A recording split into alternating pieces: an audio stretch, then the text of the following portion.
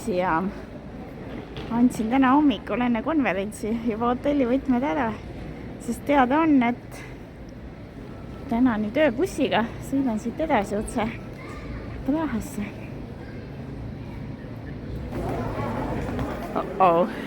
Mingi 35 minutit on veel bussini ja siuke rahvamass juba siin ootel. No odav buss Tšehhi Prahasse maksis mingi alla 20 euro. Bussipeatuse koht muudeti ära või see väljumise plats ja tuli välja, et selles minu bussis on päris vähe rahvast, nii et täitsa pikk buss. Kogu need massid, need siis ootavad kusagile mujale, et siin bussid on hiljaks jäänud järjest. Minu ma jäi õnneks vaid 10 minutit hiljaks. Raha bussijaam 3:43 jõudsin kohale. Bussijaama avatud ooteala hommiku ootamiseks oli väga väike, nii et ma siis kõndisin siia raudteejaama. Praha raudteejaam Žemina jutu järgi vähemasti on lahti alates 3:30 öösel, nii et praegu 4:30 ilmselgelt avatud. No nii, päev on pihta hakanud, päike väljas. Hommikusööki seisin ka raudteejaamas. Ja nüüd siis hakkan Praha peal astuma. See on mul tegelikult elus teine kord Praha linnas. Eelmine kord oli üsna täpselt 20 aastat tagasi.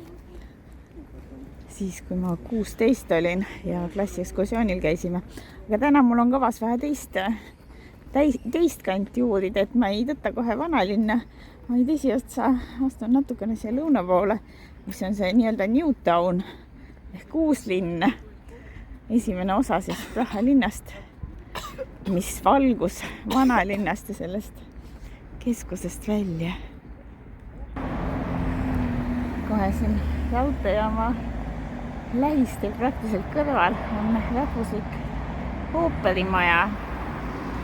Žemina ei tea rääkida, et see on neo-renessansi stiilis ja need sambad on neoklassitsistlikus stiilis ja ehitatud on ta 19. sajandi lõpus. No neid igasuguseid ilusaid maju, neid on siin Praha linnas, eriti vanalinnas hulgem, nii et kes neid kõike jõuab meelde jätta, kui ei ole just arhitektuuri ekspert või huviline. Aga natukene AI siiski aitab. Ühesõnaga see on see Newtown, uus linn. Kõrval praktiliselt veel uhkem maja. No need uhked majad, need kalduvad muuseumid olema siin. See siin konkreetselt on rahvuslik muuseum. Igavene pedakas.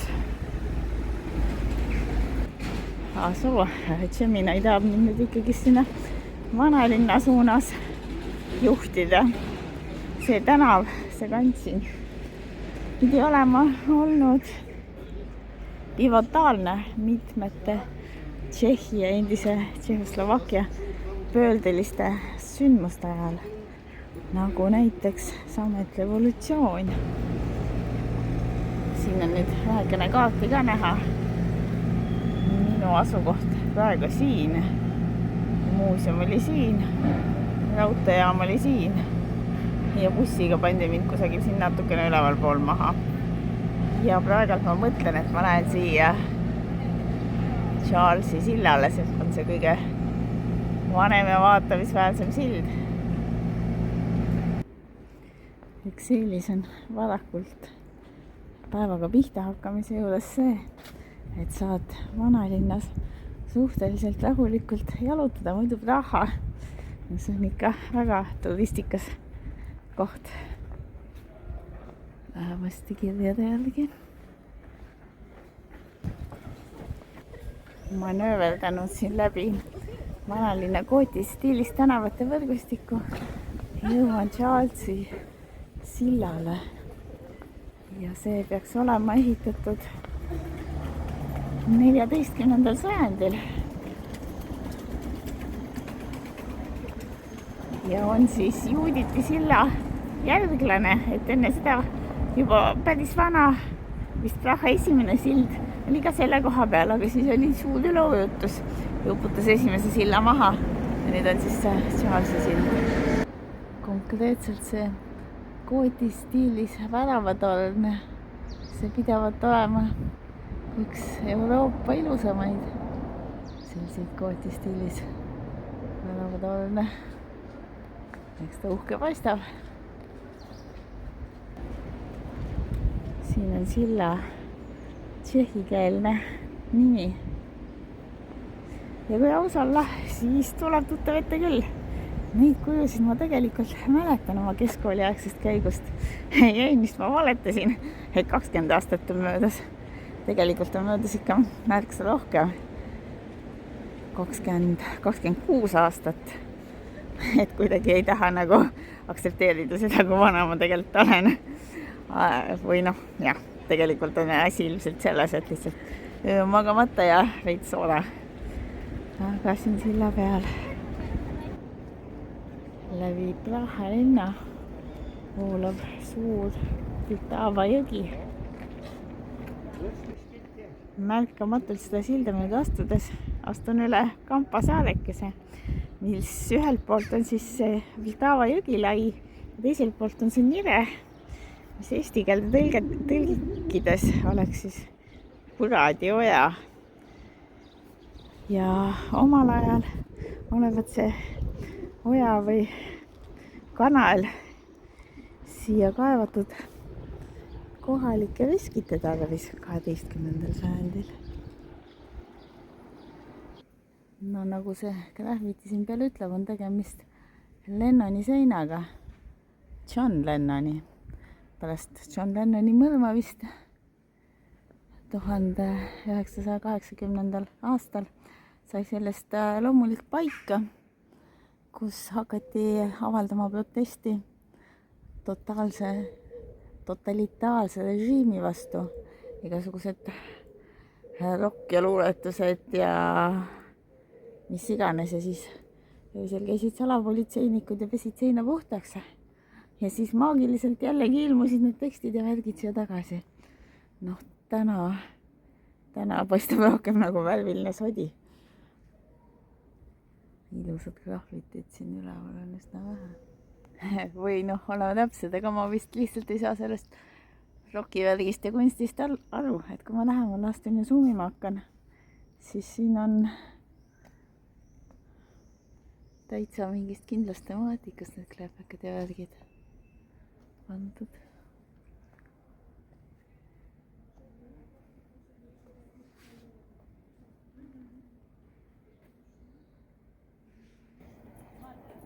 Siin ees paistab üks küngas, mille nimi on Petrina hill.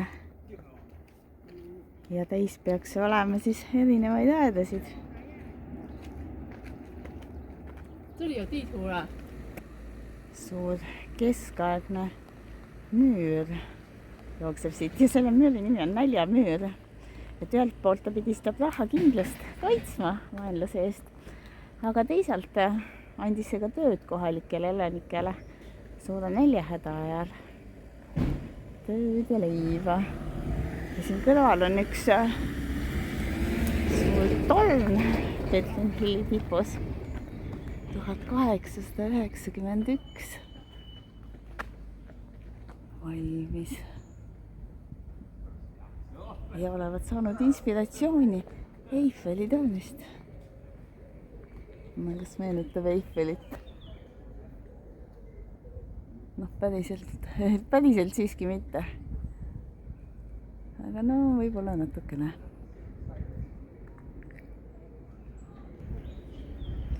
Ja siin on näha, et Strahovi kloostri aladel olen.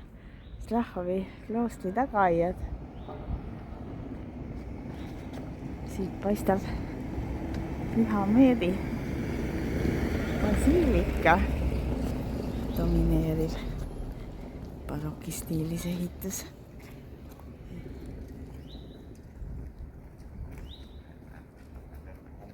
või no võta see kinni, milline maja neist. Kibik paistab ikka see seal ees olema. Sissepääs on piletitega ainult. See peaks olema väljapääs, aga millegipärast inimesed lähevad siit sisse. Aga mille poolest see basiilika kuulus on, et oma 1787. aasta külaskäigul Mozart olevat siin orelil improviseerinud.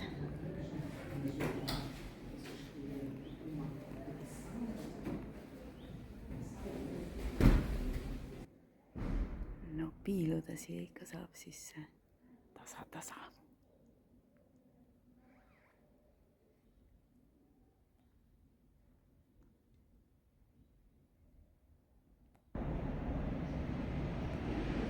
Minimarket Souvenir Shop Kannavis. Pidi olema üsna tavaline rahvas.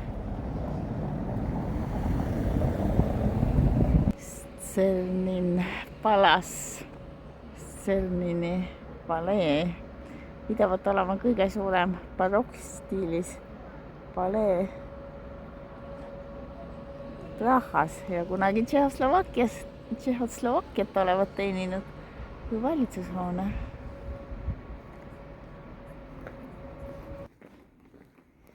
Vaiksed kõrvaltänavad viivad linnaossa, mille nimi on Uus maailm, tõlkes New World.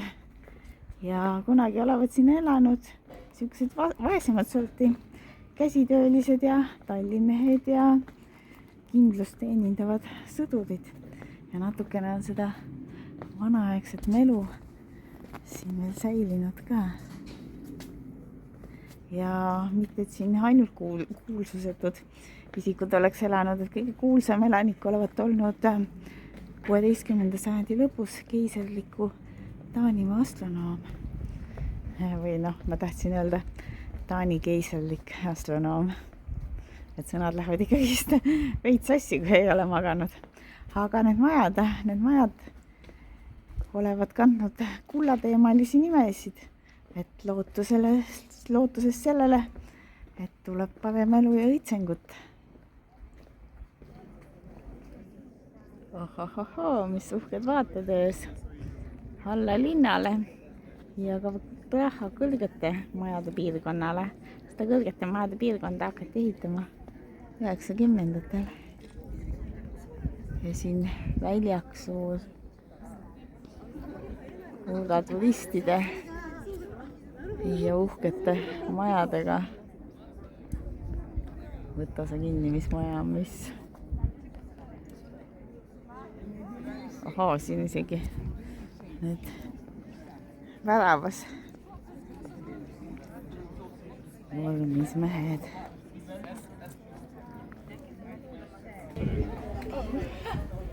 Rahakindluse lähistel olen. See väravaid lüüs olid seal punase noole juures, kus oli exit only.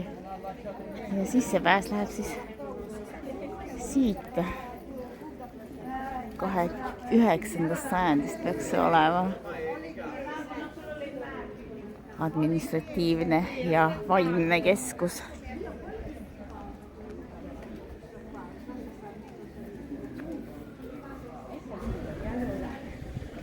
See on ka üks koht, mis mulle tegelikult sellest 26 aasta tagusest ajast tuttav ette tuleb ja seal taga on uhked katedraalitornid paistmas. Päike hetkel paistab veits ebasoodsas suunast, aga see on põhimõtteliselt Este Vintuse katedraal, kirik, mida ehitati 600 aastat, hakati ehitama 1344 ja lõpetati 1929, ligi 600 aastat. Uue tehtud kaunikene.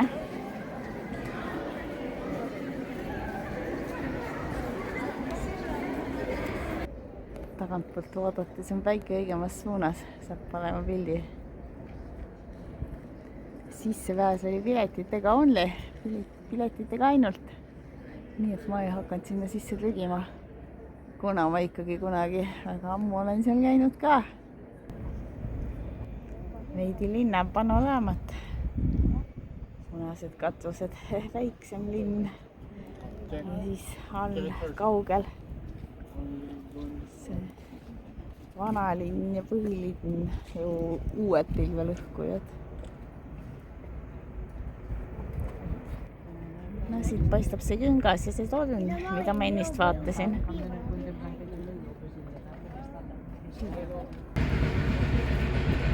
No nüüd on miskid kuninglikud aiad.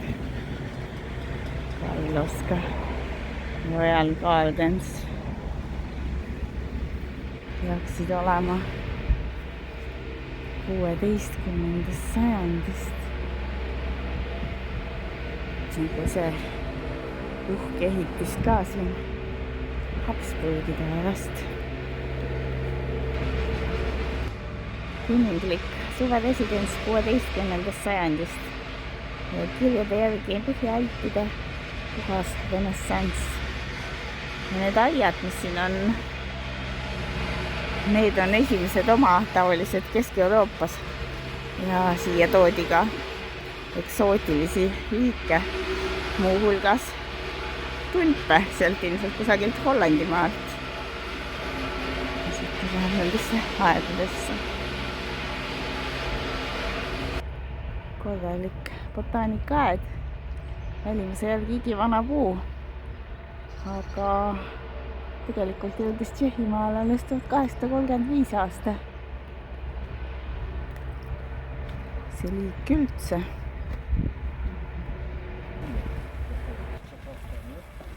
Päris kaunis. Inimestele meeldib siin taustal selfisid teha. Siit paistab, et kindlusel on ikka päris kindluse müüri ka. Ei ole ainult loss, nagu teiselt poolt mulje jääda võis. Royal Parkist, kuninglikust pargist jõudsin sujuvalt Letna parki. See on ka siin veidi sedasi kõrgendatud platool ja omal ajal oli see strateegiline asukoht. Siit on seda kõrgendatud asukohta kenasti ka näha. Kõik Vltava jõe sillad paistavad ära.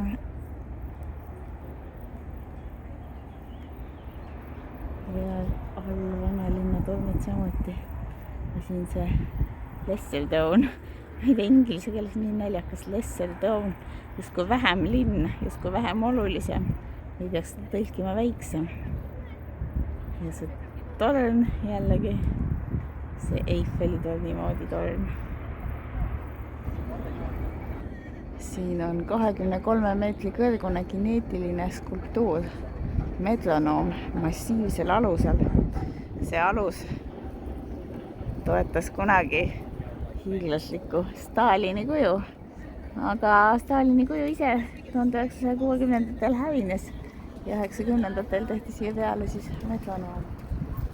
Ja sealt lähevad mingid trepid ka, ma näen inimesi üleval, et peaks saama üles kohale. Siit on siis tagant poolt, teiselt poolt siit ülevalt see metronoom. Ma ei tea, metronoomid, mis nende idee on, pidid iga mingi ajaühiku tagant kliki tegema, aga see ei kliki siin midagi. Lihtsalt liigutab seda osutit või hooba üles alla.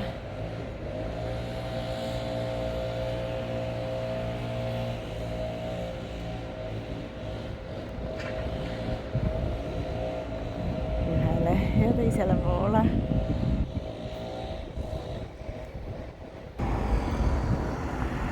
Lähen taas üle Vltava jõe sinna teisele poole tagasi, aga seekord hoian nüüd siit vasakule kaardil ülesse poole. See oli 1817 loodi see kui esimene planeeritud tööstuspiirkond siia Prahasse. Aga siis 2002. aastal või 21. sajandi alguses siis selle jõe üleujutus kahjustas seda tööstustsooni päris palju ja nüüd on siis moodsamalt üles ehitatud. Park Lill ilmselt kogub päikeseenergiat selle jõe hotelli jaoks. Et paadikene on hotelliks tehtud. lõpuks jõudsin oma väikesesse hotellituppa, väikesesse, aga praktilisse huvasesse. Lõpuks tõesti, sest on olnud ülipikk ööpäev. Eile vara hommikul hakkas pihta. Bussis mingisugune 1,5 tundi sain magada, siis istusin rongijaamast tükk aega, siis tegin Praha peal tiiru, siis istusin kuskil McDonaldsis ja siis nüüd lõpuks sain sisse. Siin on see lukusüsteem sedasi, et pidi kõik oma dokumendi andmed andma ja saabumise informatsiooni ja siis öeldi, et kood saadetakse saabumise päeval ja täpselt kell 3 hakkab tööle ja tõsi oligi. Jõudsin mingi 0,5 tundi varem siia ukse taha ja igaks juhuks katsetasin, et äkki saab juba sisse, aga ei saanud. Ja punkti pealt kell 3:00 pärastlõunal siis kood töötas.